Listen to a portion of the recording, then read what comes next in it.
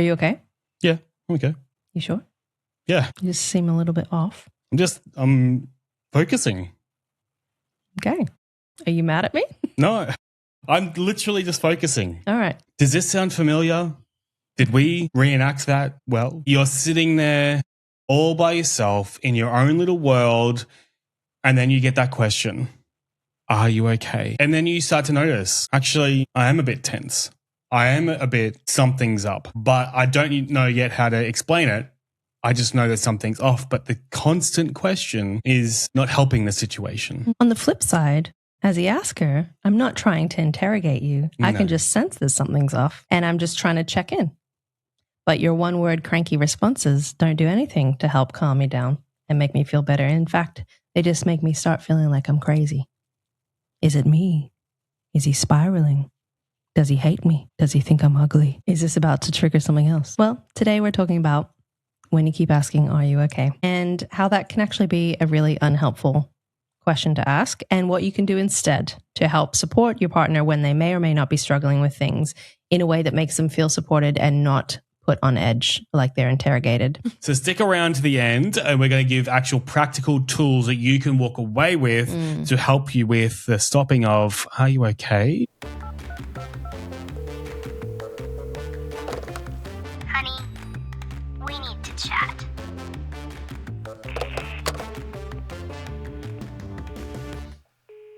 This is such a relevant conversation for us, and I'm really looking forward to this episode because we're going to be going through from the person that gets asked the question all the time.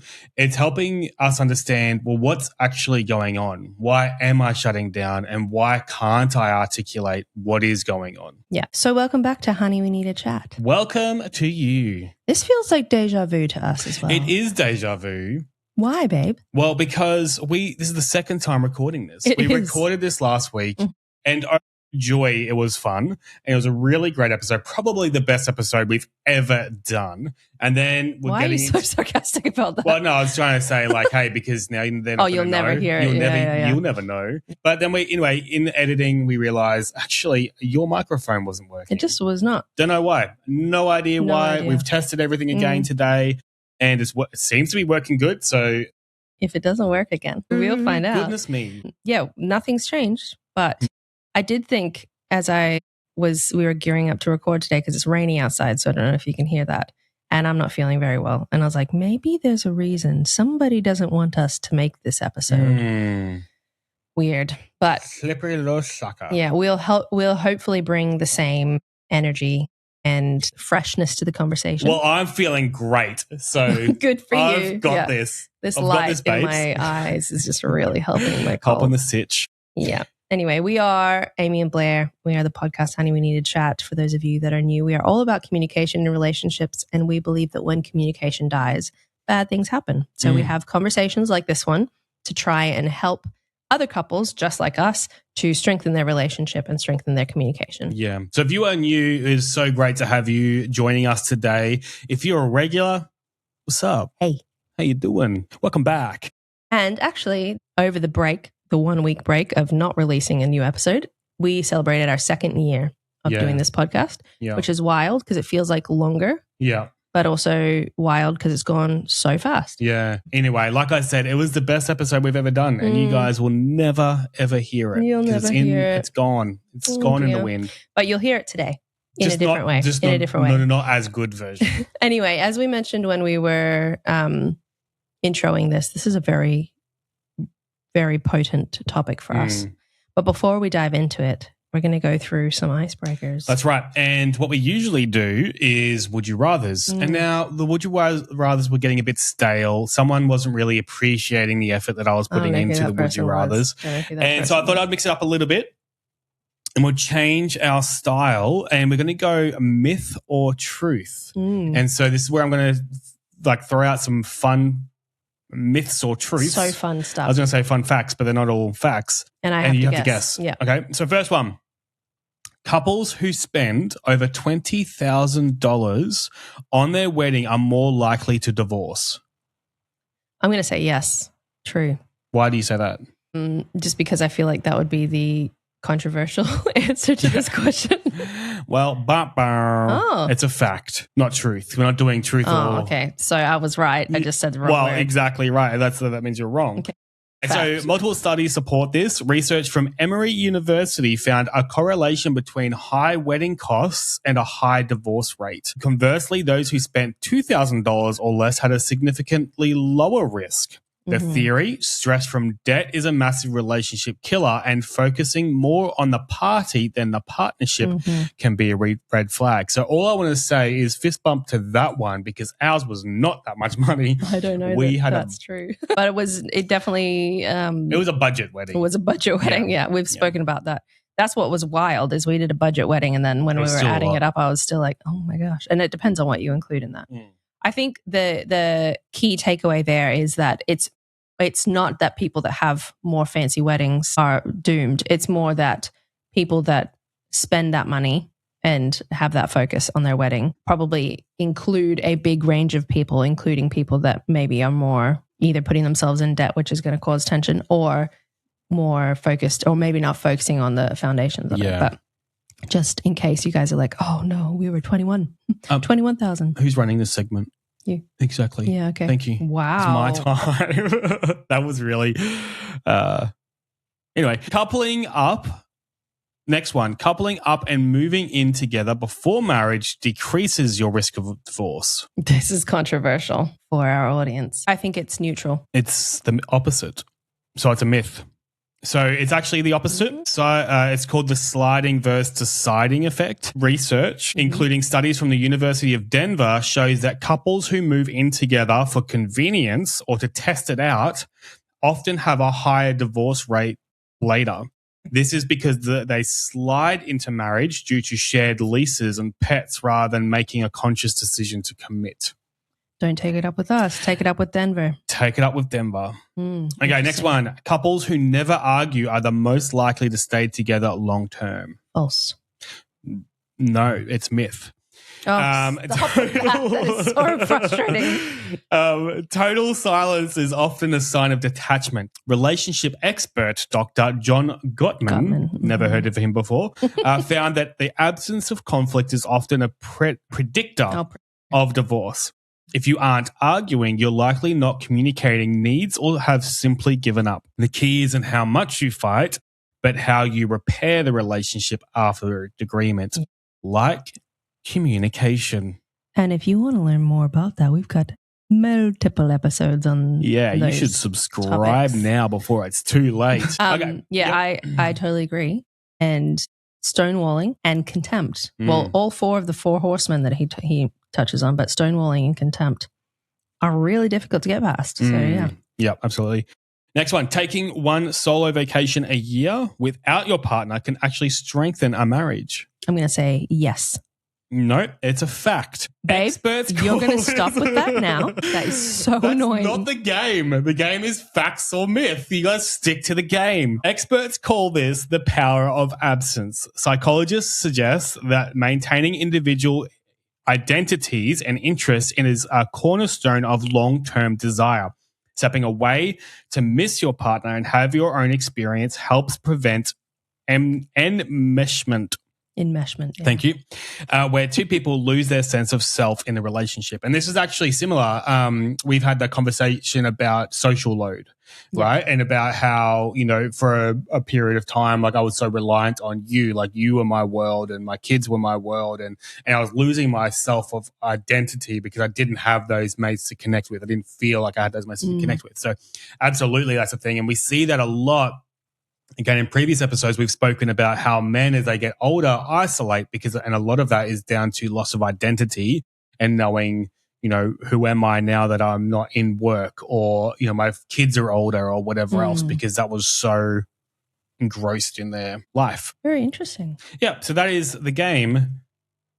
Yes myth or no? Or fact. And there was actually one that we did last week when we recorded it, and then it got unrecorded.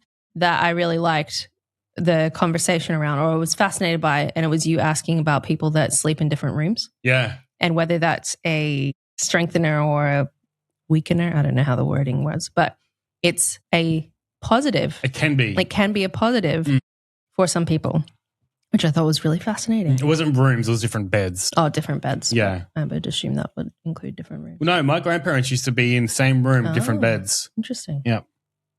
So you can still hear them snore. You just have less space. That's true romance right there. Fascinating. All right. Well, there we go. Yeah. What an interesting set of information that don't come at us. No. Wasn't us. Wasn't us. It was Denver. Wasn't us. It was old Denver. Okay. Take it up with the city of Denver. All right. Well, let's dive into this then. So as mentioned before, this is a very regular issue for us. Yeah, including, and still is, even after we did. That's what I was about to say. This whole last week, it's been the same. But you've been weird. So the questions have made sense. Weird is a stretch of the situation. Anyway, I am 90% the person that asks, are you okay?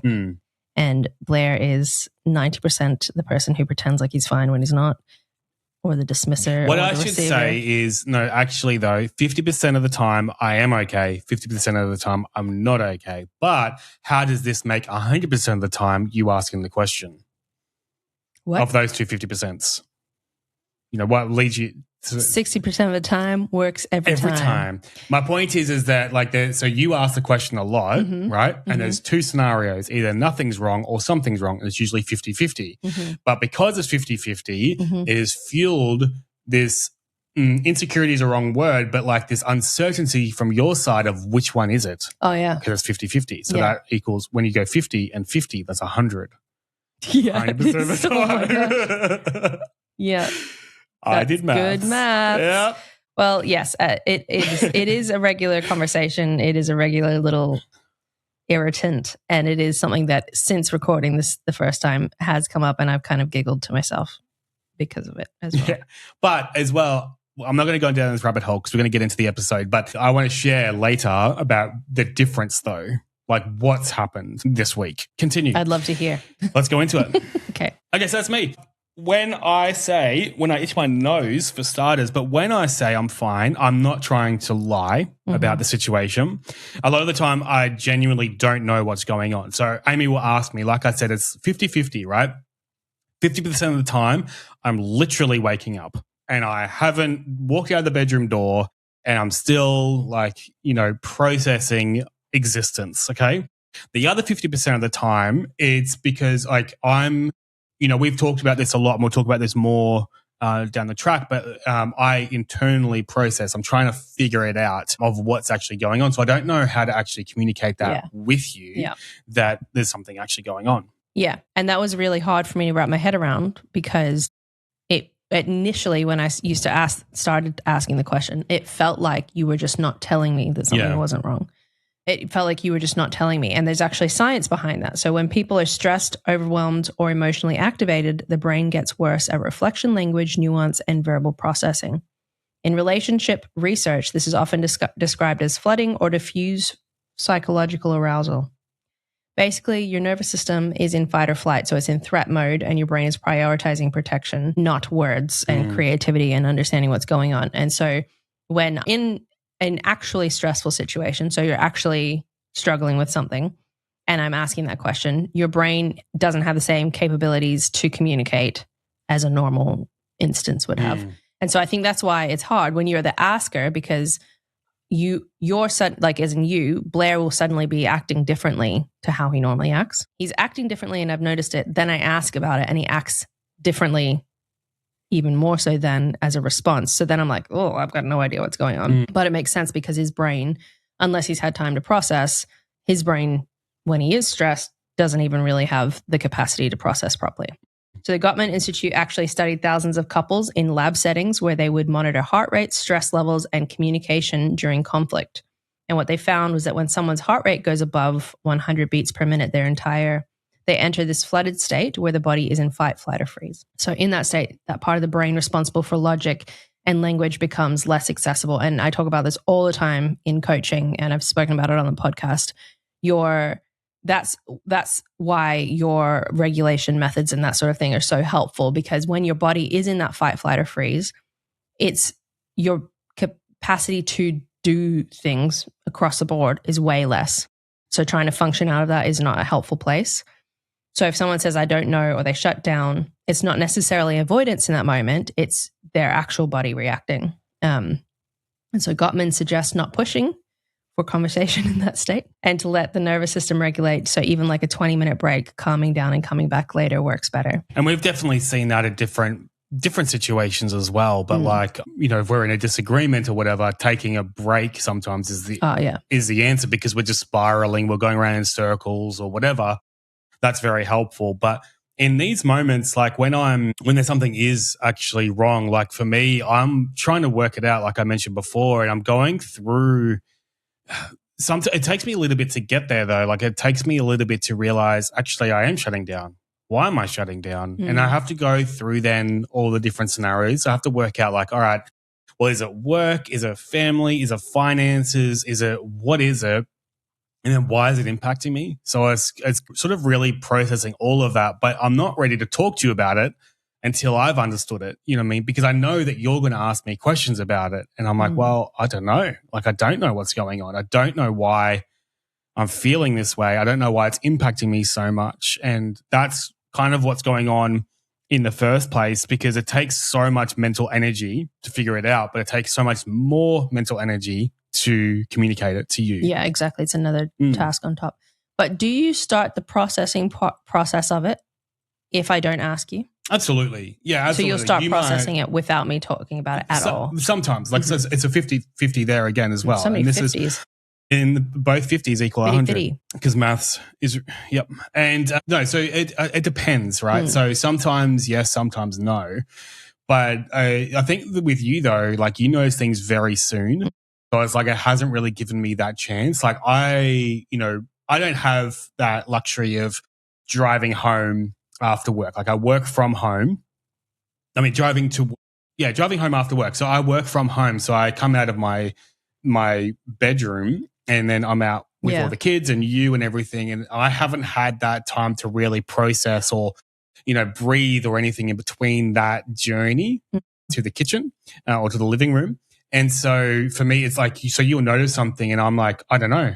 What is going on? I'm still decompressing from the whole day. Yeah. I'm not in that position yet. So, and then it's like, well, I might not be straight away even after you ask me. I might not even be aware something's wrong straight away. I'll get there eventually. But what we've had to really work on is like, well, whenever I do eventually get there, how am I communicating about that? How am I processing that and bringing you in rather than keeping you out? Yeah. And how I can ask it in a way that doesn't feel like what Gottman was talking about, which is extra pressure and extra tasks. Yeah. Well, it feels like an interrogation. Yeah, exactly. Right? And that's where I think the defensiveness comes into it. When you ask me, sometimes I get defensive, and it's not like I'm trying to hide anything. It's like, why are you asking me? Like, what's wrong? Like, I just want to breathe. I just want to get out here, and I can get, cranky or snappy because I don't know what's going on. And then, but even in that moment, I sort of maybe a slight anxiety kicks in because I'm like, what am I doing? What am I doing wrong? Like, I'm just here. Like, am I doing something wrong? I don't want to do something wrong, and so I think there's that level that kicks in as well. That's, I'm not really conscious of or aware of, or I'm trying to figure it out, but I'm trying to figure it out while my brain is so full. Yeah. And it's not a great time to do it. Yeah. I get that because that's what happens when I'm like overstimulated. One extra thing, even though that person or that thing is not the problem, it's just the one extra thing is just like, like way too much. The big thing that we've realized too, and we mentioned this last week, and this is a bit of an aha moment for you, was like in that moment, too, I'm not just dealing with, and this is kind of going down to the interrogation side of things as well. I'm not in that moment when you ask me though, I'm not just dealing with my stress. I now have to also deal with yours. I have to manage your anxiety to, like you mentioned before in the intro, is it something that you've done? Am I frustrated at something you've done or anything? It's like, now I have to manage that, even though it's got nothing to do with you at all. Sometimes, most of the time, it's got nothing to do with you at all. But your reaction to me struggling is like, now I've got to carry that too. And that, again, fuels that feeling of, what am I doing wrong? I just can't, or lack of control is probably a big thing too. If I'm quiet, I've got more control. If I start speaking but I don't have the answers, I've got less control. Well, that is right. That's something that we worked on last week. Was really like good for me to understand. Is it almost flips the ownership of my stress about it. So I'm stressed that you're stressed, but then me getting stressed that you're stressed and not communicating with me becomes me putting my stress on you as well as your stress. So it's like this really complicated thing. And I remember my mom, the example I gave last week was my mom had a situation happening. And this is the first time that I kind of thought about this. She was like she was having a hard time. And then she was talking about getting a dog. And I was like, yes, a dog would be great. And in my mind, I'm like, a dog would be great because it'd be like a companion. My sister was moving out and all this stuff. And then I remember her saying to me, sometimes it makes me feel like you're just wanting to feel better about my circumstances. And that was like, I was like, oh yeah, I am wanting to feel better about your circumstances. And that is the case with us. Like when you're stressed, I hate feeling stress and anxiety. Like, and I have anxiety. So it's like tricky because I'm already anxious. And so when I feel like there's something else to be anxious about, I will work hard to find any way to get rid of it. It's not an appealing feeling, which maybe that's so obvious. I don't know that for many people it would be. But if there's something wrong, then I'm like, oh, and I just want reassurance that it's not going to get worse. And then it is really just me putting that out on you, which is really fascinating. Yeah. But that was intensified because of the dynamics that I grew up in. I was hyper vigilant when I was growing up to the dynamics around me. So I became this person that would read emotions very quickly because I felt like this self-inflicted role that I put on myself was that I had to manage the emotions going on. And so if someone started to get heated, I was like scanning to try and figure out how to make sure that it didn't escalate and all these things, which was not appropriate for me to be trying to take on at all. But I think because of that, I'm even like, I think it's a normal dynamic for couples to have this play out, but then even more so people that have this additional experience where they've been hypervigilant, it's probably even harder because it's very hard for me not to notice shifts in mood and tone. And it's actually been easier this year. There's a few things that I feel like have shifted this year in my mental health space. And part of it is just being like, Blair's upset about this or anxious or stressed or annoyed or irritated, whatever the thing might be. But I've almost had a bit more clarity around being like, that's okay. He can be that. And I don't have to take that on. Not that I don't care about it, but it's more just like, he can be a bit frustrated at that. I don't have to try and like fix that for him. And obviously I'm here for when I can support you in those things, but it's not this like dependent cycle, which I think has been really helpful. And I don't even really know. I think all my coaching, honestly, the coaching that I do for clients, I repeat it to myself straight away. And I can hear the things that I'm saying to clients coming back into my own brain when I go through things. So it really could be because of that. But anyway, it was just a thing that I grew up with, this hypervigilance. And it's something that I've really wrestled to set aside in our dynamic. And especially because you did go through a burnout. So your mental health did have a crisis. And so I still probably have a little bit of residual, not probably, I definitely have residual kind of anxiety around that. So that if you start to look like you're like having a hard time, I think part of me gets a bit like, ooh, is this going to like escalate into what it was? Because I don't remember before your burnout ever. I remember getting anxious about things, about how you were dealing with things. But I don't remember being anxious about your mental health. Yeah. Like I remember being anxious about your frustrations, which really it was your mental health. It was just, but buried a bit more. Yeah, it wasn't like, oh, he's going to collapse, which makes sense.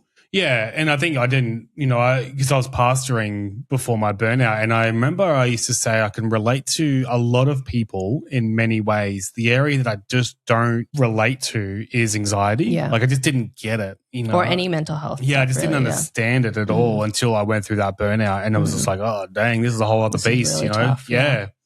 And really outside of like logic. Well, it's outside of control. Yeah. You know what I mean? I feel like with a lot of other situations, you're in control, right? Someone hurts you, you don't see them. Like it's, that might not be the best response, but my point is it's just so much control over a lot of circumstances. But for me, was just so out of control. And so I think that was just a level of, just like what is going on? And it makes you stop. And I think that might even be impacting now, right? Like I go quiet because I'm trying to figure it out as well. It's like, what is going on? Like why you're more sensitive to the shifts that you're having to. Yeah. So there's actually science again behind this hypervigilance that I was talking about for myself. So it's linked to hypervigilance and anxiety conditioning. So your brain becomes highly attuned to emotional shifts in others as a way to maintain safety. It's common in people who grew up in environments where emotional stability wasn't always predictable. Your brain learns that if I can read the room and manage it, I can prevent something going wrong.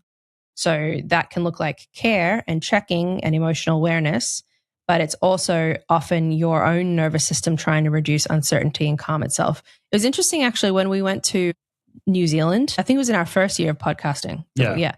And we did our retreat. So if you haven't heard those episodes, go back and listen to them. They're really fascinating. We did a debrief retreat to just kind of work through some of the stuff that we've been going through as like since your burnout and since church ministry and all of these things. And one of the themes that came up for me, which I'd not ever considered before, was my need for control. And I remember at the time being a bit like, oh, I'm not controlling, but I did not realize how much emotional controlling, and not in like an emotionally abusive way, but just like this need for it to be stable and controlled. Yeah. Like I did not realize how much that played into who I was. And it's been fascinating, like to look back now and think of how much I've learned about myself since then is crazy. So that's why when something feels off and you don't get clarity, it doesn't feel neutral.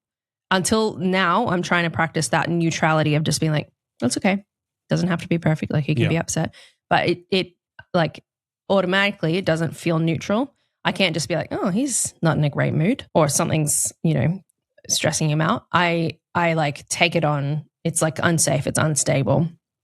And so if you go quiet, if you feel off, my brain starts to fill in the blanks. So I start to try and figure out what it is, which is why it'll be like, are you mad at me? Yeah. Blah, blah, blah, blah, blah.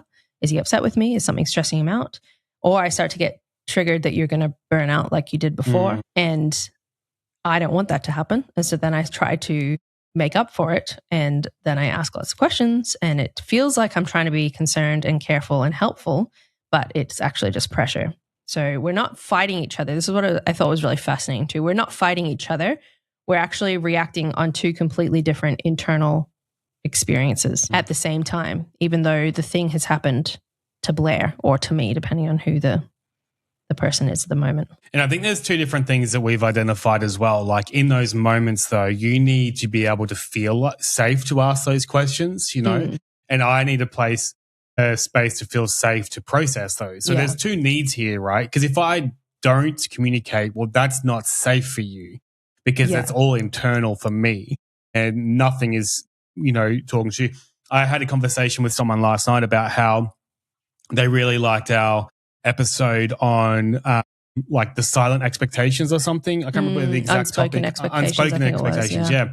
And about the importance of he was getting frustrated at his wife and he's like, oh wait, why am I getting frustrated? She has no clue of what the situation is. And he communicated, he's like, this is so much better. All I had to do, it's about how you talk about it too. But I think this is similar, right? Like if we're not communicating, if I'm not, if you can't ask me, if I can't share with you, it just feeds so much of our insecurities sometimes. And it's just not safe. This is a very common pattern. It's where one person's leaning in and the other's pulling back, or one person is pushing and the other one is shutting down. And both people start to trigger each other and they walk away both feeling misunderstood. And this is called demand-withdrawal pattern. So one partner pursues, questions, pushes, demands engagement, and the other partner retreats, shuts down, goes quiet, or stonewalls to regulate. And the brutal part is that the more that the person demands, the more that the other person withdraws. So it's just a bit of a self-fulfilling prophecy. If you don't break that loop, it just keeps building. So this pattern has been studied a lot by people, including John Gottman. He really does pop up so much, doesn't he? He does. He's good. Check out their stuff. He's a good guy. I think. Well, we don't know him. We know his work. Don't quote me on that. We don't know him yet.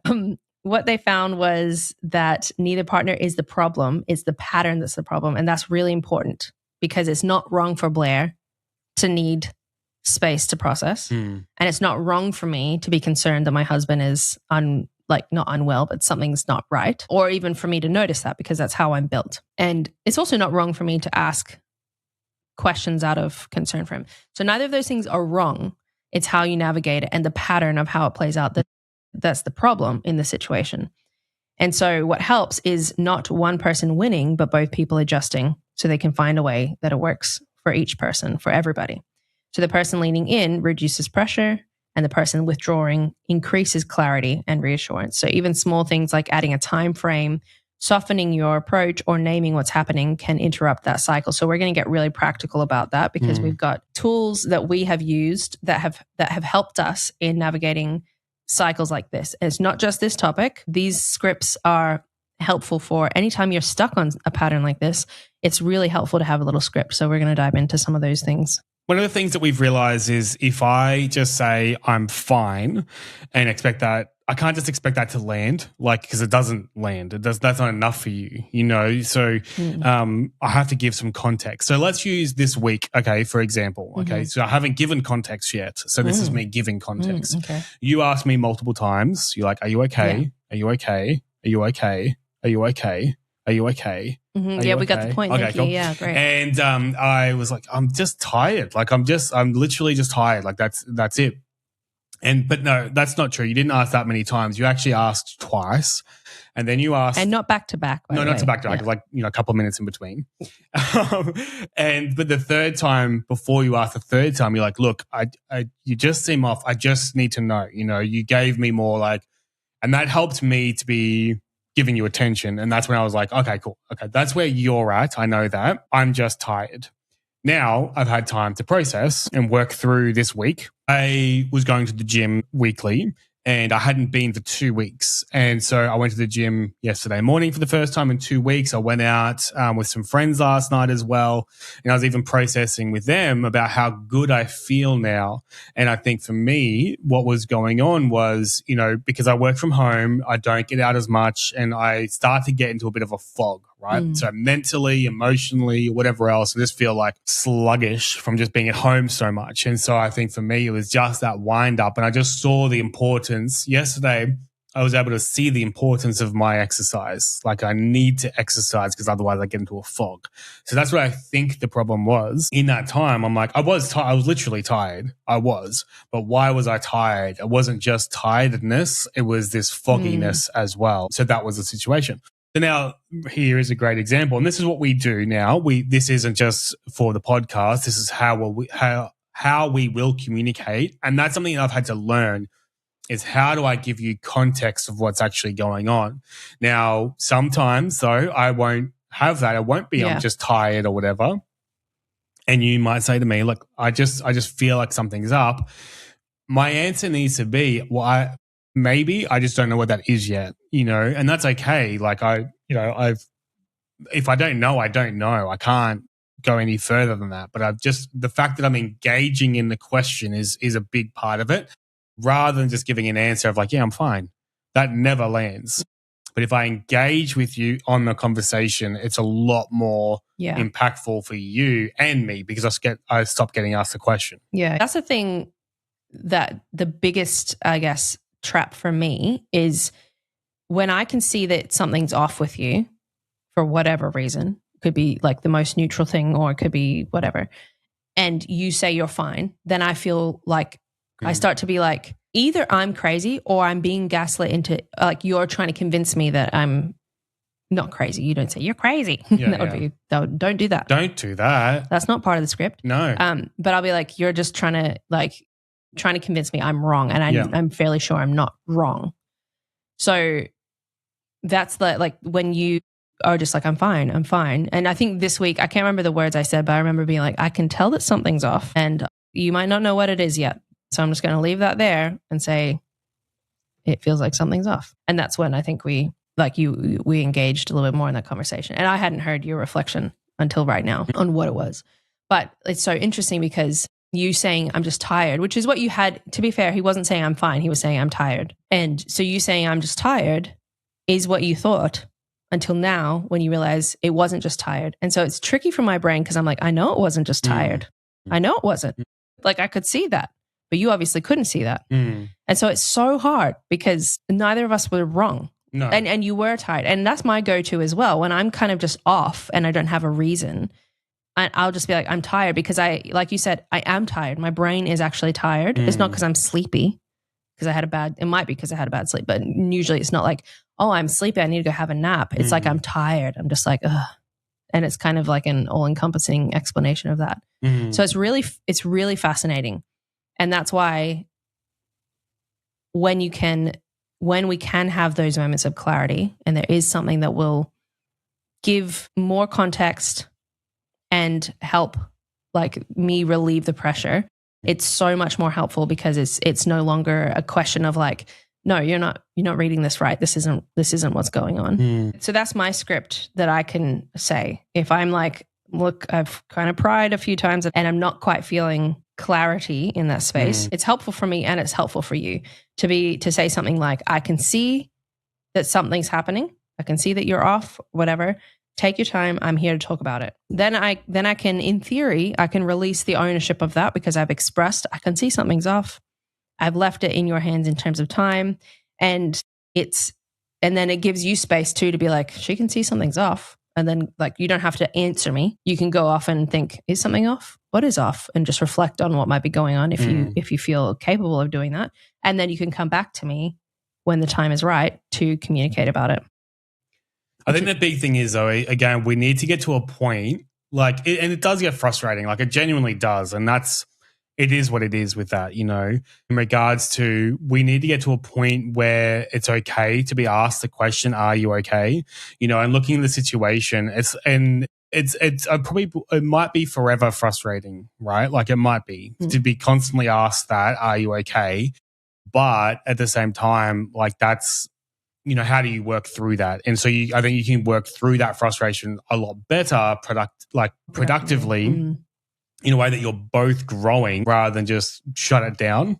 Yeah. Because I think the shutting down is the damaging part. But I feel like now, it hasn't stopped you from asking that question, but it actually has created so many more deeper conversations for us. You're so much more aware of my journey and my situation than if I didn't. Yeah. We didn't go through that, So it's not removing the irritation. Because it's irritating because of the process. Like, not all processes are great. And we talk about a lot of different things here.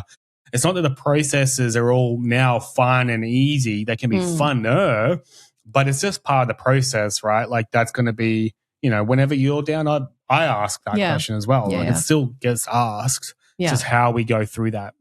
Yeah. And that's part of relationship. Yeah. Like that's why we have all these conversations. Like, yes, there's going to be difficulties when there's two people or more living in the same space and trying to be in regular, deep relationship. It's not like housemates that it doesn't really matter. You're in the same space and you're trying to work as a team. And so as part of that it comes all these complications. And that's why we have this podcast, because there's complications.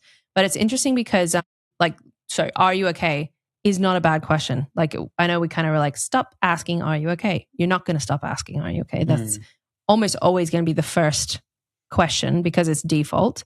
It's not, we don't leave it there and we don't keep pressing with that. And so that's my challenge is not to stop noticing that you're not okay or inquiring about it, but to figure out where I tip into pressure. And I remember early on, you're getting to know each other and there's all the conversations you have that some of them are really interesting and some of them are a little bit harder than others navigate because they're more sensitive. And there were many conversations we had early on that were not fun conversations. And there were some dynamics because we're learning to learn each other that I knew Blair wasn't like, that I had insecurities in and I knew were really difficult for Blair.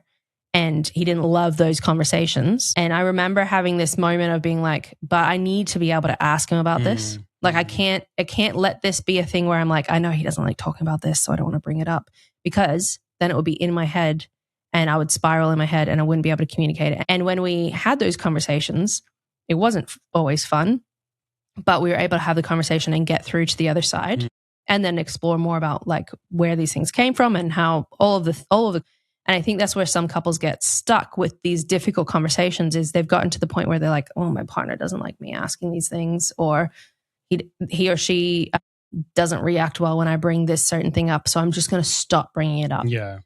And then they just stonewall. That's where those traps of communication come in. And you need to be able to be uncomfortable. Like discomfort is so important for growth in everything.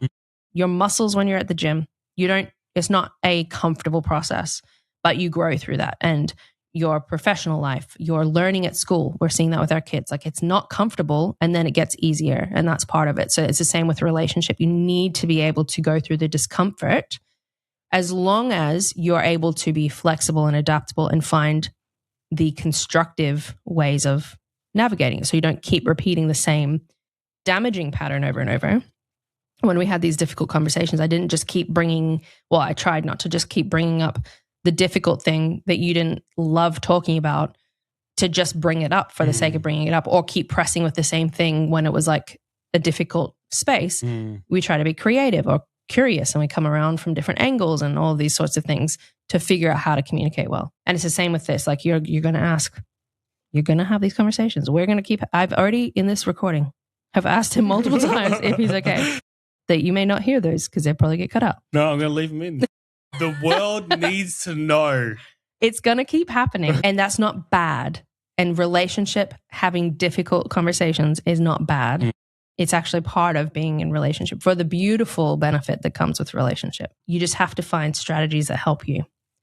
So my strategy, just to summarize again, I can see something's going on. Take your time. I'm here when you're ready. Yeah. Something as simple as that.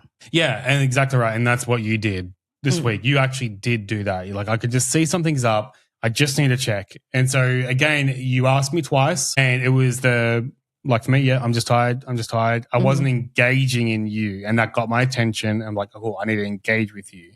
I am tired. And then I was able to work out more. But sometimes, like honestly, I am just tired, and that's fine too. But that's what we're just trying to work through. Yeah. Yeah. And I think that as well, the way that when you get my attention, it's so much nicer than just, are you okay? You know what I mean? Like you've asked multiple times in this episode even, like, are you okay? You know, whatever. I'm like, yeah, I'm so fine. You engaging me back too, rather than just throwing out the throwaway line, are you okay? Like there's the difference there with you engaging me and me engaging you. For both of us, it's the engagement side of stuff. But the thing too, it doesn't demand an answer straight away. I think that's a big thing that I need is like, all right, cool. If I'm not okay, I can come back to you. I don't need to do it straight right now because I might not be ready for that conversation. So you doing more than just, are you okay, helps me, gives me permission to actually process that. And it's okay if I'm not okay. It's okay if I don't want to talk about it now. And yeah, you've decided, but I know that you know. And that's the same with constructive communication in anything. Just because constructive communication in a relationship does not mean it has to happen all at one time or straight away or in perfect sequence or anything like that. You can take these breaks, and they're really important to calm your nervous system down. So there's another dynamic at play that we've got in our relationship that we've talked about this before, but this may play out for you too. And this definitely adds into it for us, is when we are stressed, we're the opposite to what we normally are.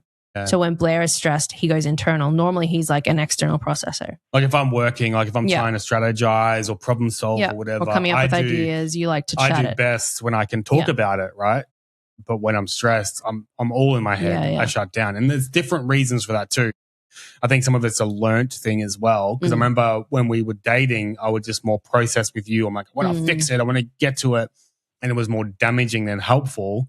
And so now more so, but that's different. That's not stress. Like when we're having a disagreement, that's not stress. When I'm stressed, I go internally. Yeah. Like I'm like, I kind of clam up. Yeah. Whereas I'm an internal processor until I'm stressed.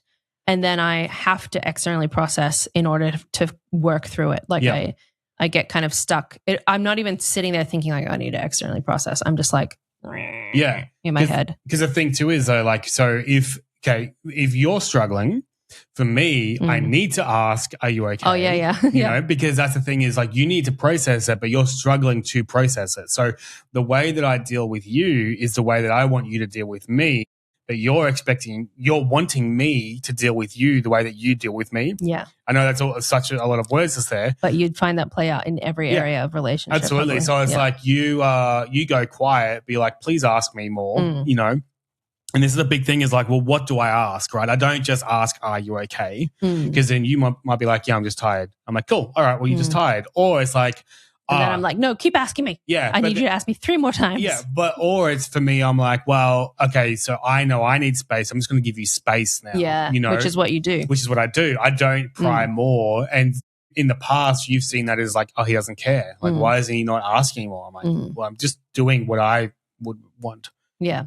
So that is important for you guys to recognize too. And think about this in a time when you're not stressed so that your brain's working properly. Yeah. And just be curious. Be like, yeah, how does that work out for me? Like, what do I need in this situation? What do I need in this situation? And then you've got that extra insight. And that's why for us, this is such a triggery thing, because when Blair's stressed, he's so different to normal Blair. Yeah.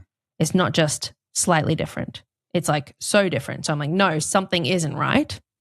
But then that's the absolute opposite to what he needs. And same thing for me. So yeah, the thing is, we're all these complicated puzzles. Yeah. And I love that because I love this.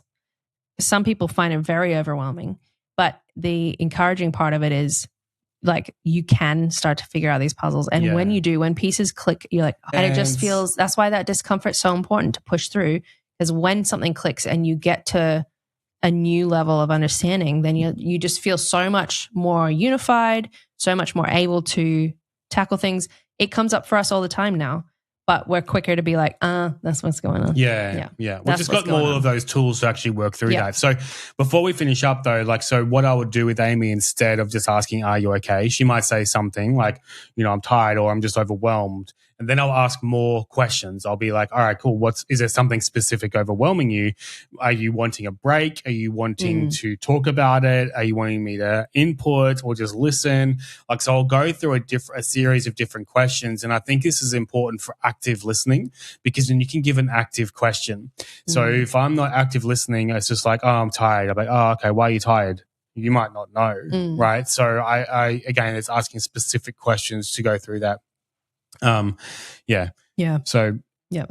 asking questions. It's like, it's a conversation as well, not hard conversations, but it's like, hard questions, but it's just the little questions. Yeah, that's actually good, because we like broad open-ended questions are really hard, regardless of either of us. Like if Blair says, what's on your mind? Like, which you do ask this sometimes I've got an answer for it, but sometimes it's really hard for me to find an answer. Same exact reasons as we just went through. My brain's in fight or flight. And so narrow questions with easy to think about answers. So yes or no's, or in Dad's group, we asked the question of how are you out of 10? So you don't have to think too much. You can just say, I think I'm about an 8. And so you can say an 8. It gives information. It's easy to answer. Like narrow questions, the more specific you can get so the person doesn't have to think so much, is helpful for starting that flow of conversation. And then once the conversation's going, that's great. Yeah. Well, that's why always asking, are you okay, may or may not be the most efficient thing. Amy, if you're the person that always asks, are you okay, send this episode to your partner and say, are you okay?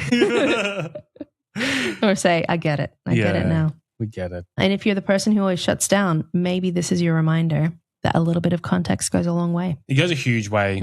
It goes a huge way. And that's, again, we have to own our parts, right? Like, so for me, I have to own the fact that you need context. For you, you need to own the fact that are you okay is not a sufficient question. Like getting my attention, engaging me in the situation is much more effective than just are you okay? Yeah. You own both. Yeah.